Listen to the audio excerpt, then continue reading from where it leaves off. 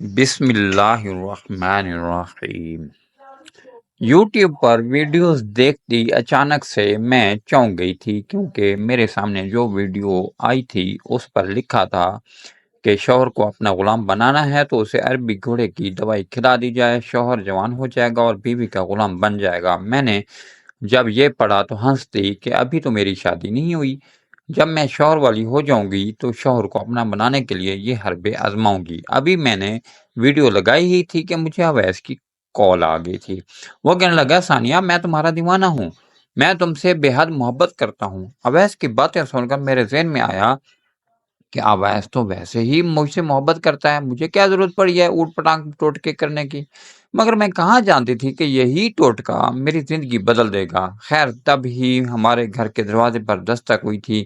یہ دستک تو امی کی ہی تھی، مگر دن کے 12 بجے ان کی واپسی کا وقت نہیں ہوتا تھا۔ امی لوگوں کے گھروں میں کام کرتی تھیں اور شام گئے ہی واپس لوٹتی تھیں۔ میں نے دروازہ کھولا تو سامنے ہی امی کھڑی تھی۔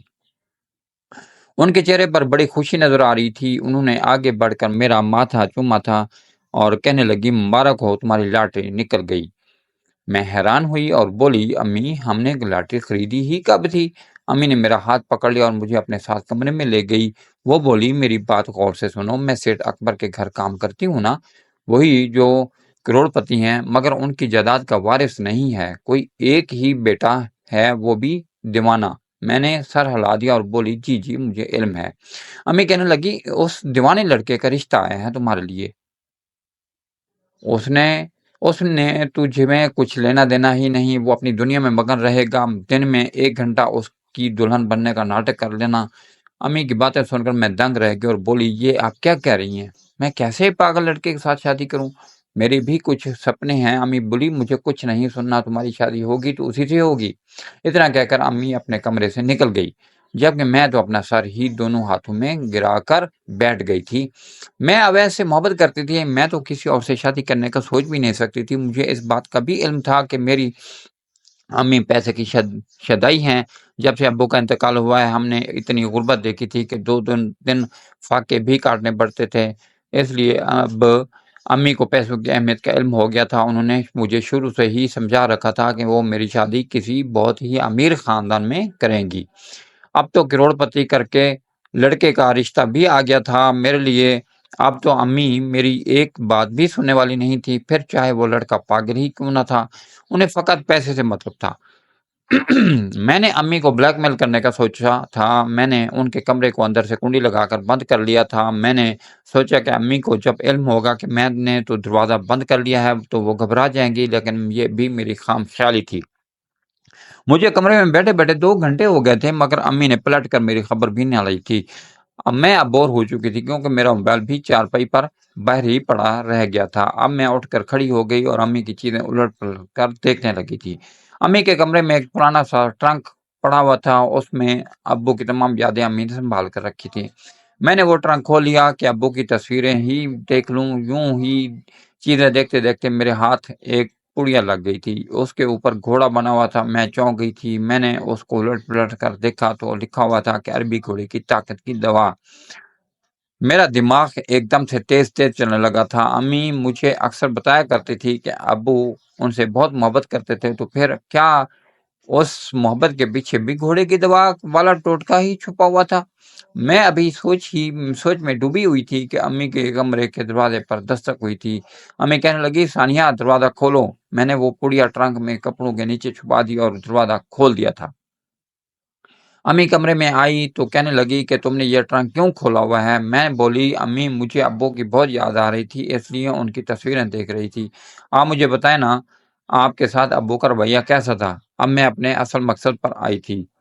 میں دیکھنا چاہتی تھی کہ کیا گھوڑے کی دوائی والا ٹوٹکا سچا ہے یا نہیں۔ امی کی آنکھوں میں نمی آ گئی تھی۔ وہ کہنے لگی، بیٹا تمہارا باپ بہت ہی اچھا مرد تھا، وہ مجھ پر جان چھڑکتا تھا، وہ مجھ سے اس قدر محبت کرتا تھا کہ میں الفاظ میں بیان نہیں کر سکتی۔ اس نے میری ہر ضرورت پوری کی، مجھے سر آنکھوں پر بٹھا کر رکھا۔ احمد تو میری آنکھوں سے جہاں دیکھتا تھا میں کہہ دیتی تھی کہ دن ہے تو وہ مان لیتے کہ دن ہے، میں رات بولتی تو وہ دن کو بھی رات کہنے لگتے۔ میں بولی، امی اس قدر محبت کی وجہ کیا تھی؟ میری بات سن کر امی ہنس رہی تھی۔ وہ بولی، میرے پاس ایک ٹوٹکا تھا، اس سے میرا شوہر میرا غلام بن گیا تھا، جب تمہاری شادی ہو جائے گی تو میں تمہیں بھی وہ ٹوٹکا دوں گی۔ میں نے سر ہلا دیا اور امی کے گلے لگ کر رونے لگی اور بولی امی آپ نے میرے باپ کے ساتھ بہت اچھا وقت گزارا، مگر میری قسمت میں باپ کی محبت نہ آئی۔ اب آپ کیا چاہتی ہیں کہ میں شوہر کی محبت کو بھی ترستی رہوں؟ خدا را میرے ساتھ اس قدر ظلم مت کریں، مجھے زندگی میں کوئی سچی خوشی تو محسوس کر لینے دیں۔ امی بولی ثانیہ پیسے سے بڑی خوشی کوئی نہیں ہے۔ میں بولی میں پیسے کے بغیر رہ لوں گی۔ امی میرے تمام دلائل کو رد کر رہی تھی، تب میں نے پیترا بدلا تھا۔ میں بولی امی مجھے پاگل مرد سے شادی کرنے سے بہت ڈر لگتا ہے، مجھے ایسا محسوس ہوتا ہے کہ اگر میری شادی ہو جائے گی تو وہ مجھے مار دے گا، پھر میں نے پیسے کا کیا کرنا ہے؟ امی میری بات سن کر خاموش ہو گئی تھی، ایسا لگ رہا تھا جیسے میں انہیں اپنے حق میں کیل کر چکی ہوں۔ میں اپنے کمرے میں آ گئی اور ویس کو فون ملایا اور کہا کہ امی میری شادی کر دینا چاہتی ہیں تو میرا رشتہ جلدی سے لے آؤ۔ وہ کہنے لگا کہ ابھی میں تم سے شادی کیسے کروں، اب تم بھی تو سمجھا کرو، ابھی میری 100 مجبوریاں ہیں، میں اپنی امی کو سمجھاؤ بجھاؤ۔ اویس کی باتیں سن کر مجھے غصہ آ گیا تھا، میں نے فون کاٹ دیا۔ اب میرے دماغ میں یہی بات آ رہی تھی کہ اویس مجھ سے ابھی اس قدر محبت کرتا ہے کہ وہ مجھے کھونے سے ڈرے، اس کو مجھ سے پیار ہے، لیکن اگر میری شادی کسی اور سے ہو گئی تو وہ بھی اسے اس بات سے کوئی فرق نہیں پڑے گا۔ میں اویس کو اپنے پیار میں پاگل کرنا چاہتی تھی۔ اب میری سوچ بار بار گھوڑے کی دوائی پر ہی جا رہی تھی۔ میں نے سوچا کہ اگر کسی طرح میں عربی گھوڑے کی دوائی اویس کو کھلانے میں کامیاب ہو گئی تو وہ میری خاطر مر مٹنے کو بھی تیار ہو جائے گا۔ یہ دوا سچ میں اثر کرتی ہے، اس کا ثبوت تو مجھے آج امی کی باتوں سے بھی مل گیا تھا۔ انہوں نے مجھے بتا دیا تھا کہ وہ کوئی ٹوٹکا کرتی تھیں، جیسے ابو ان کے لیے دیوانے ہوئے جا رہے تھے۔ انہوں نے بے شک مجھے وہ ٹوٹکا نہیں بتایا تھا، مگر مجھے تو علم تھا کہ وہ گھوڑے کی دوائی کی بات ہی کر رہی تھی۔ اگلے دن امی کام پر جانے لگی تو بولی ثانیہ تمہاری ضد کے آگے میں ہار گئی ہوں، آج میں سیٹھ اکبر کو شادی کے لیے انکار کر دوں گی۔ تم نے امیر ہونے کا بہت سنہری موقع ہاتھ سے گنوا لیا۔ اتنا کہہ کر امی باہر چلی گئی تھی۔ میں نے سوچا کہ آج میں اویس کو گھر بلا لیتی ہوں اور اسے دوائی چائے کی میں گھول کر پلا دوں گی، پھر وہ میری ہر بات مان لے گا اور میرے لیے رشتہ لے آئے گا۔ میں اویس کی محبت میں بالکل دیوانی ہو چکی تھی، وہ جیسے کہتا میں ویسا ہی کرتی تھی۔ میں چاہتی تھی کہ دن سے رات نہ چڑھے اور میں اویس کی ہو جاؤں، مگر وہ شادی سے کترا رہا تھا۔ خیر میں نے جلدی سے اپنا موبائل اٹھایا اور اویس کو کال کر کے گھر آنے کا کہہ دیا تھا۔ وہ میری بات سن کر بہتا ہنسا خوش ہو گیا تو وہ کہنے لگا اس دن کے انتظار میں صدیوں سے کر رہا تھا، تمہیں پہلے بھی 100 بار کہہ چکا ہوں کہ فون پر بات کر کے میرے دل کو تسلی نہیں ملتی، تمہارے روبرو بیٹھ کر اپنی محبت کا اعتراف کرنا چاہتا ہوں۔ اس کی باتیں سن کر میں تو پھولنے سے مار رہی تھی۔ فون بند کر کے میں جلدی سے اٹھی اور امی کے کمرے میں چلی گئی تھی۔ میں نے امی کے ٹرنک کو کھولا اور گھوڑے کی دوائی نکال لی تھی۔ میرے ہاتھ لرز رہے تھے، کچھ سمجھ میں نہیں آ رہا تھا کہ یہ سب کرنا بھی چاہیے کہ نہیں، لیکن پھر میں نے سوچا کہ میں اپنی محبت کو حاصل کرنے کے لیے میں ہر حد تک جاؤں گی۔ تھوڑی دیر تک دروازے پر دستک ہوئی تھی، میں نے جلدی سے دروازہ کھول دیا۔ سامنے اویس کھڑا تھا، اس کے چہرے پر خوشی نظر آ رہی تھی۔ میں نے جلدی سے سڑک کا جائزہ لیا کہ کوئی اویس کو میرے گھر میں داخل ہوتے ہوئے دیکھ ہی نہ لے۔ پھر مجھے سڑک کو خالی پا کر میں نے اویس کا ہاتھ پکڑ کر اسے گھر میں کھینچ لیا تھا۔ وہ شوق ہو رہا تھا، کہنے لگا شادی کے بعد جب میں گھر آیا کروں گا تو تم میرا خیال کیسے رکھا کرو گی؟ میں بولی اویس مجھے تو لگتا ہے کہ ہماری شادی ہوگی ہی نہیں، امی میرے لیے رشتے دیکھتی پھر رہی ہیں اور تم میرے لیے رشتہ لے کر آؤ تاکہ ہماری شادی ہو جائے۔ مگر اویس نے میرے منہ پر ہاتھ رکھا اور بولا آج کے دن میں تمہارے منہ سے کوئی الٹی سیدھی بات نہیں سنوں گا، آج میں فقط اپنی محبت کا اظہار کروں گا۔ میں بولی ٹھیک ہے، تم سکون سے مجھے اپنی باتیں بتانا، مگر میں پہلے تمہارے لیے چائے بنا لاتی ہوں۔ اویس کہنے لگا نہیں، کوئی چائے وائے نہیں پینی، تم کسی قسم کے تکلف میں مت پڑو۔ اویس کی بات سن کر میں پریشان ہو گئی تھی، میں نے اسے جس مقصد کے لیے بلایا تھا وہ ابھی تک پورا نہیں ہوا تھا۔ تب ہی دوبارہ گھر کے دروازے پر دستک ہوئی تھی، اب تو میری جان پر بن گئی تھی۔ میں بے تحاشا ڈر گئی تھی کہ اس وقت گھر میں کون آ گیا، اگر کوئی اویس کو میرے گھر میں دیکھ لیتا تو بہت بدنامی ہو جانا تھی۔ میں تو خوف سے کانپنے لگی تھی۔ تب اویس نے مجھے سہارا دیا، وہ بولا میں کمرے میں جا کر چھپ جاتا ہوں، تم جا کر دروازہ کھول دو، کسی کو بھی میری موجودگی کا احساس نہیں ہوگا۔ میں گھبرا رہی تھی مگر پھر اویس کی بات مان لی۔ میں نے دروازہ کھولا تو سامنے امی کھڑی تھی اور ان کے ساتھ سیٹھ اکبر بھی کھڑا تھا۔ یہ 65 سالہ مرد میں پہلے بھی کئی بار دیکھ چکی تھی۔ جب میں امی کے ساتھ بنگلے میں جاتی تھی تو سیٹ پر میری نظر پڑ جاتی تھی۔ میں نے ان کو اندر آنے کا راستہ دیا تھا۔ امی بولی سیٹ کے لیے چائے بنا لاؤ۔ میں چائے بنانے کچن میں گئی، مگر میری جان تو اویس میں ہی اٹکی ہوئی تھی کہ کہیں امی کو علم نہ ہو جائے کہ وہ یہاں موجود ہے۔ امی میرے پیچھے ہی کچن میں آ گئی تھی۔ وہ کہنے لگی کہ چائے نہ بناؤ اور سیٹ واپس جا رہا ہے، میں اسے دروازے تک چھوڑ کر آتی ہوں۔ امی کچن سے باہر نکلی تو میں نے گھوڑے والی دوا چھپا کر رکھ دی تھی۔ میں دبے قدموں اس کمرے میں گئی جہاں اویس چھپا تھا، مگر اب وہ کمرہ خالی تھا۔ نہ جانے وہ کیسے نظر بچا کر فرار ہونے میں کامیاب ہو گیا تھا۔ امی بھی واپس آ چکی تھی۔ امی کہنے لگی سیٹھ اکبر کیسا لگا تجھے؟ میں بولی جیسے امیر لوگ ہوتے ہیں ویسا ہی مغرور سا تھا۔ امی بولی اس نے تجھے ایک نظر ہی میں پسند کر لیا ہے، وہ تو اسے شادی کرنا چاہتا ہے۔ امی کی بات سن کر میرا دماغ بھگ سے اڑ گیا۔ میں بولی آپ کو کیا ہو گیا ہے؟ کبھی آپ سیٹھ کے دیوانے بیٹے کا رشتہ میرے لیے لاتی ہیں تو کبھی 65 سالہ بوڑھے کا۔ آپ کو میری عمر یاد ہے نا؟ میں فقط 19 برس کی ہوں، میں اس بوڑھے کے ساتھ جچوں گی کیا؟ امی کہنے لگی پاگل مت بنو، اب یہ رشتہ نہ گنوا دینا ہاتھ سے۔ تمہیں کیا لگتا ہے کہ وہ عمر بھر تمہارے سر پر سوار رہے گا؟ 60 سال کے بعد تو ویسے بھی کسی کی عمر کا کوئی اعتبار نہیں ہوتا، آج ہے کل نہیں ہوگا، کیا پتا شادی کی رات ہی مر جائے اور جائیداد ہو جائے گی تمہاری، پھر میں تمہاری شادی تمہارے من پسند شخص سے کروا دوں گی۔ میں امی کی باتیں سن کر بالکل بھی متاثر نہیں ہوئی تھی اور کمرے سے باہر نکل گئی تھی۔ میں اپنے کمرے میں گئی تو دیکھا تو اویس کی کال آ رہی تھی۔ میں نے فون اٹینڈ کیا تو وہ بولا ثانیہ تمہیں علم ہے کیا آج تمہارے گھر سونے کے انڈے دینے والی مرغی آئی تھی؟ سیٹھ اکبر کتنا بڑا نام ہے، تم اس چیز کا اندازہ بھی نہیں لگا سکتے۔ اگر مجھے آج سیٹھ کی کمپنی میں ملازمت مل جائے تو کل میں تم سے شادی بھی کر سکتا ہوں۔ اس کے ساتھ جو کام کرتا ہے اس کی نسلیں سنور جاتی ہیں۔ آج جب میں تمہارے کمرے میں چھپا ہوا تھا تب میں نے تمہاری امی کی اور سیٹھ کی باتیں سن لی تھی۔ مجھے علم ہو گیا تھا کہ وہ تم سے شادی کرنا چاہتا ہے، اس لیے تمہارے گھر آیا تھا۔ تم میری ایک بات کان کھول کر سن لو، تم اس رشتے سے انکار نہیں کرو گی۔ تم سیٹھ اکبر سے شادی کر کے اس کی ساری جائیداد ہتھیار لوگی، اس کے بعد وہ مر جائے گا اور میں تم سے شادی کر لوں گا۔ ہمارے پاس دنیا کی ہر چیز ہوگی، دولت سے ہر چیز خریدی جا سکتی ہے، یہاں تک کہ خوشی بھی۔ میں بولی اویس تمہارا دماغ تو ٹھیک ہے نا، تم اپنی محبت کو خود گنوا رہے ہو۔ تو اویس بولا کہ میں تمہیں گنوا نہیں رہا، بلکہ میں تمہیں زندگی کا بہت اچھا سبق پڑھا رہا ہوں۔ میں کسی صورت تمہیں یہ سنہری موقع گنوانے نہیں دوں گا۔ میں بولی اویس میں تمہارے علاوہ کسی دوسرے مرد کو اپنی زندگی میں برداشت نہیں کر سکتی۔ تو اویس بولا کہ چلو ٹھیک ہے، تم نہ کرو شادی سیٹھ سے، آج کے بعد میں بھی تمہیں فون نہیں کروں گا، اور ہاں میرا اور تمہارا ساتھ بس یہیں تک تھا۔ اتنا کہہ کر اویس نے فون کاٹ دیا تھا۔ میں اس وقت اذیت کی حد تک پہنچ گئی تھی، کوئی بھی میرا ساتھ نہیں دے رہا تھا، اور آخرکار میں نے اپنی محبت میں مجبور ہو کر اویس کی بات مان کر سیٹھ اکبر کے ساتھ شادی کر لی تھی۔ مجھے تو یہی لگا تھا کہ وہ مجھے حاصل کر کے خوشی سے پھولے نہیں سمائے گا، مگر اس کے چہرے پر تو ہلکی سی مسکراہٹ بھی مجھے نظر نہیں آئی تھی۔ ہماری رخصتی ہوئی اور میں اس بنگلے کی مالکن بن گئی جس میں میری ماں کام کرتی تھی۔ میں جہازی صاحب بیڈ پر بیٹھی اپنے شوہر کا انتظار کر رہی تھی۔ وہ بوڑھا شوہر چلتا ہوا میرے پاس آ کر بیٹھ گیا اور بولا ثانیہ میں جانتا ہوں کہ تم بہت کم عمر لڑکی ہو، ہم دونوں کا یہ رشتہ بالکل ہی نامناسب سا لگتا ہے۔ تم ابھی بچی ہو اور میں اپنی زندگی گزار چکا ہوں، لیکن دیکھو اس سب کے باوجود بھی آج تم میری بیوی بن کر میرے سامنے بیٹھی ہوئی ہو، یہ سب پیسے سے ممکن ہوا ہے۔ اگر میرے پاس پیسہ نہ ہوتا تو کیا تمہارا رشتہ مجھے مل جاتا؟ ہرگز نہیں۔ میں اس کی باتیں سن کر حیران ہو رہی تھی۔ اس نے میرے سامنے ایک کاغذ کر دیا تھا۔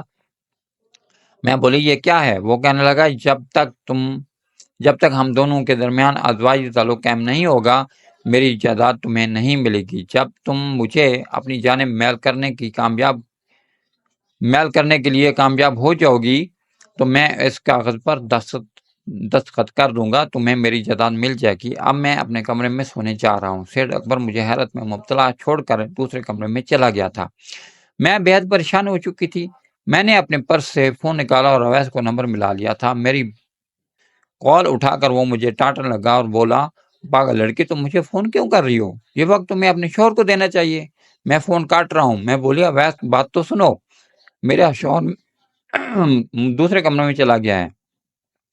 پھر میں نے سیٹ اکبر کی ساری باتیں اسے بتا دی تھیں۔ اویس کہنے لگا تم فکر نہ کرو، وہ بوڑھا زیادہ دیر تک تم سے دور نہیں رہ پائے گا، تم ہو ہی اتنی حسین، بس تم اس سیٹ اکبر کے ساتھ اچھا سلوک رکھنا، وہ خود ہی موم ہو جائے گا۔ اگلی صبح جب امی ناشتہ لے کر آئی تو میں نے اپنے شوہر کی شرائط انہیں بھی بتا دی تھی۔ امی ہنسی اور بولی، بیٹی یہ امیر بوڑھے بہت تیز ہوتے ہیں، وہ اپنی عمر بھر کی کمائی اتنی آسانی سے تمہارے حوالے نہیں کرے گا، نہ وہ تمہیں ابھی تھوڑا سا ترسائے گا، پھر کہیں جا کر ہر چیز کی مالکن تمہیں بنا دے گا۔ میری شادی کو 1 ہفتہ گزر چکا تھا مگر وہ تو میرے پاس تک نہ آتا تھا، مجھ سے بات بھی نہیں کرتا تھا۔ میں ساری رپورٹ اویس کو دیتی رہتی تھی، وہ بھی مجھے نت نئے طریقے بتاتا رہتا تھا جیسے میں اپنے شوہر کو اپنی جانب میل کر سکتی تھی، مگر نہ جانے اس بڈھے کو مجھ میں کسی قسم کی کوئی دلچسپی کیوں نہ تھی۔ ایک دن اویس کہنے لگا کہ مجھے حیرت ہوتی ہے کہ ایک بوڑھا تم سے قابو نہیں ہو رہا، شاید تم میں کچھ ہے ہی نہیں، میں ہی پاگل تھا جو تم سے شادی محبت کر بیٹھا، تم تو کوئی بہت ہی گئی گزری ہوئی لڑکی ہو، مجھے لگتا ہے مجھے بھی اپنی پسند پر نظر ثانی کرنی چاہیے تھی۔ اویس کی باتیں سن کر مجھے ایسا لگا تھا جیسے کسی نے میرے منہ پر تھپڑ دے مرا ہو، میری آنکھوں میں آنسو آ گئے تھے۔ اب میں نے بھی اس بات کو اپنی انا کا مسئلہ بنا لیا تھا، میں نے بھی سوچ لیا تھا کہ اپنے شوہر کو حاصل کر کے ہی رہوں گی۔ تب بھی میرے ذہن میں گھوڑے کی دوائی کا ٹوٹکا آیا تھا، میرے لبوں پر مسکراہٹ پھیل گئی تھی۔ اویس پر تو میں یہ ٹوٹکا آزما نہیں سکی تھی کیونکہ عین موقع پر امی آ گئی تھی۔ اب میں نے سوچ لیا تھا کہ مجھے کیا کرنا ہے۔ سیٹ اکبر سے اجازت لے کر میں امی کے گھر چلی گئی تھی۔ امی مجھے دیکھ کر بہت خوش ہوئی تھی۔ میں نے امی سے کہا کہ میں آپ کے ہاتھ کی چائے پینا چاہتی ہوں۔ امی نے میرا ماتھا چوما اور کہنے لگی کہ میں ابھی چائے بنا کر لاتی ہوں۔ امی کے جاتے ہی میں نے ان کا ٹرنک کھولا تھا، وہ دوائی میں نے ان کے ٹرنک میں چھپائی ہوئی تھی۔ میں نے جلدی سے وہ دوائی نکال کر اپنے پرس میں ڈال لی اور پھر ان کے پیچھے ہی کچن میں چلی گئی تھی۔ امی کے ہاتھ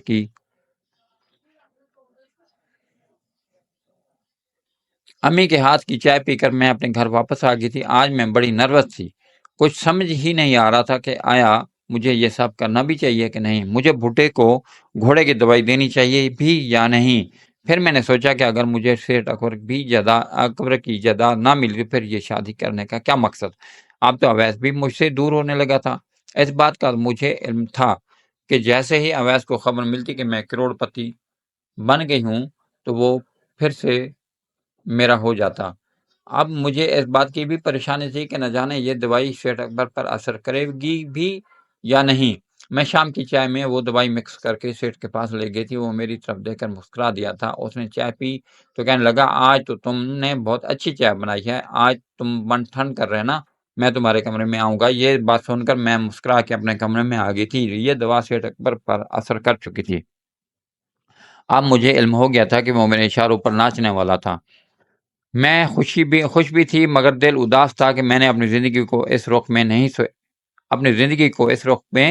سوچا تھا۔ میں تو یہ دوائی اویس کی محبت حاصل کرنے کے لیے آزمانا چاہتی تھی، مگر اب مجھے سیٹ اکبر کی توجہ حاصل کرنے کے لیے یہ سب کچھ کرنا پڑا تھا۔ رات 8 بجے مجھے سیٹ اکبر میرے کمرے میں داخل ہوا تھا، اس کے چہرے پر بڑی پریشانی سی تھی۔ وہ کہنے لگا کہ آج ہماری شادی کو 1 مہینہ ہو گیا، میں نے تمہیں بہت آزما لیا، تم مجھے چھوڑ کر نہیں بھاگی، تم نے میری بے رخی کو بھی برداشت کیا۔ اب مجھے اس بات کا علم ہو گیا کہ میری جائیداد کے حقدار تم ہی ہو، میں سب کچھ تمہارے نام کر دوں گا، مگر تم میرے ساتھ وعدہ کرو کہ میرے مرنے کے بعد بھی تم میرے بیٹے کو چھوڑ کر نہیں جاؤ گی، تم اس کا خیال رکھو گی۔ میرا بیٹا اس دنیا کی چلاکیوں سے ناواقف ہے، مجھے ڈر ہے لوگ اس کے ساتھ بہت برا سلوک کریں گے۔ میں بغور سیٹ اکبر کا چہرہ دیکھ رہی تھی، جیسے جیسے وقت گزرتا جا رہا تھا اس کی چہرے کی رنگت بدلتی جا رہی تھی۔ وہ میرے قریب ہو کر بیٹھا اور میرا ہاتھ تھام لیا۔ میرے دماغ میں ہی یہی خیال آیا تھا کہ گھوڑے کی دوائی نے اپنا اثر دکھا دیا ہے۔ سیٹ نے میرے ہاتھ پکڑ کر اپنے سینے پر رکھ دیا تھا، وہ کہنے لگا کہ مجھے یہاں بہت تکلیف ہو رہی ہے، مجھے ڈاکٹر کے پاس لے چلو۔ یہ بات سن کر میں تو ہڑبڑا کر اٹھ کھڑی ہوئی تھی، میں باہر کی جانب بھاگی اور ڈرائیور کو گاڑی نکالنے کا کہا تھا۔ سیٹ اکبر نے میرا ہاتھ پکڑا ہوا تھا، وہ خود چل کر گاڑی میں بیٹھا تھا، میں بھی اس کے ساتھ ہی بیٹھ گئی تھی۔ میں بولی، آپ کو کیا ہوا ہے؟ وہ کہنے لگا، جب سے چائے پی ہے میری طبیعت بگڑ رہی ہے۔ یہ بات سن کر میں تو دنگ رہ گئی تھی، نہ جانے اسے کیا ہو گیا تھا۔ ہسپتال آ گیا تو ڈاکٹر نے سیٹ اکبر کو ICU میں شفٹ کر دیا تھا۔ چیک اپ کے بعد جو ڈاکٹر نے سیٹ اکبر کی طبیعت بگڑنے کی شرمناک وجہ بتائی تھی، اسے سن کر میں پانی ہو گئی تھی۔ میں نے جلدی سے ٹیکسی لی اور امی کے گھر پہنچ گئی تھی۔ میں نے آہستہ سے دروازہ کھولا تو سامنے مجھے ایک عجیب سا منظر نظر آیا تھا۔ میری امی ایک مرد کے ہاتھ تھام کر بیٹھی دھوپ سینک رہی تھی۔ امی نے اس مرد کے کندھے پر سر رکھا اور کہنے لگی، مجھے اپنے شوہر سے بڑی محبت تھی، پسند کی ہی شادی کی تھی۔ میری جو ساس تھی نا، وہ ہر دم میرے شوہر کو میرے خلاف بھڑکاتی رہتی تھی، مگر پھر بھی وہ کبھی اپنی اماں کی باتوں میں نہیں آیا تھا۔ وہ مجھ سے اتنی محبت کرتا تھا کہ میری ہر بات پر آنکھیں بند کر کے یقین کر لیا کرتا تھا۔ تم بھی تو احمد کے دوست ہی تھے نا، تمہیں تو یاد ہوگا ہم دونوں میں کتنی محبت تھی۔ مجھے ایسا لگتا تھا کہ وہ میری زندگی میں آنے والا پہلا اور آخری مرد ہے، مگر پھر میری زندگی میں تم آ گئے۔ تم احمد کے بہت برے دوست ثابت ہوئے۔ تم نے اپنے ہی دوست کی بیوی پر نظر رکھی، تم نے اپنے دوست کی بیوی کو ہی اپنی محبت کے دام میں پھنسانے کی کوشش کی۔ وہ آدمی بولا، میں کیا کرتا، میں تمہارے عشق میں گرفتار ہو گیا تھا۔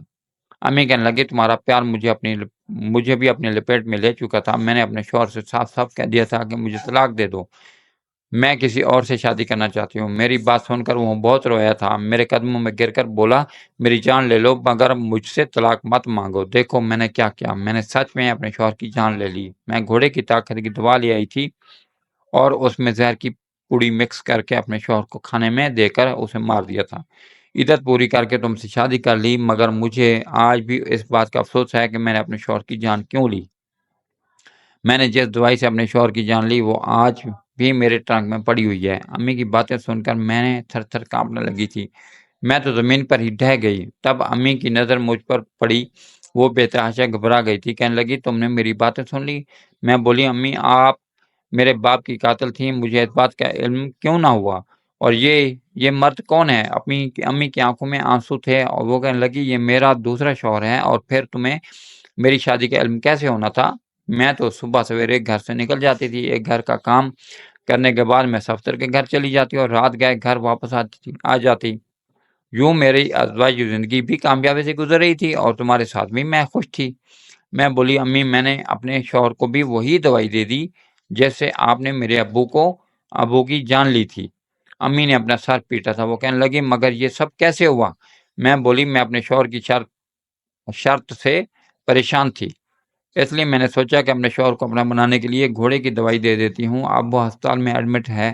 امی مجھے اپنے ساتھ ہسپتال لے کر پہنچی تو وہاں پہلے سے ہی پولیس موجود تھی۔ سیٹھ اکبر کا انتقال ہو چکا تھا، مگر مرنے سے پہلے وہ ڈاکٹر کو بتا گیا تھا کہ میرے ہاتھ کی چائے پینے سے اس کی صحت بگڑی تھی۔ پولیس نے مجھے قتل کیس میں گرفتار کر لیا تھا۔ انٹرنیٹ پر دیکھی ایک ویڈیو نے میری زندگی تباہ کر دی تھی۔ کاش میں نے گھوڑے کی دوائی کا ذکر کبھی سنا ہی نہ ہوتا۔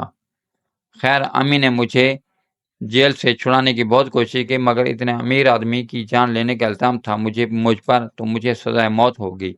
امی نے بھی خود کو پولیس کے حوالے کر دیا اور ابو کے قتل کا جرم قبول کر لیا تھا۔ سیٹھ اکبر اپنی ساری جائیداد اپنے بیٹے کے نام پر ہی چھوڑ کر گیا تھا۔ اس کا بیٹا آپ کسی نجی NGO کے زیر پرست تھا، جبکہ میں اور امی اپنی پھانسی کے دن کا انتظار کر رہی ہیں۔